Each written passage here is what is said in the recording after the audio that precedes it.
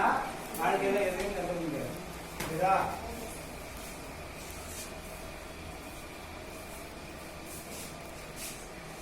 சும்மா இருக்கும்போது பாட புத்தகத்தை தவிர மற்ற புத்தகமும் படிக்கணும். சரியா?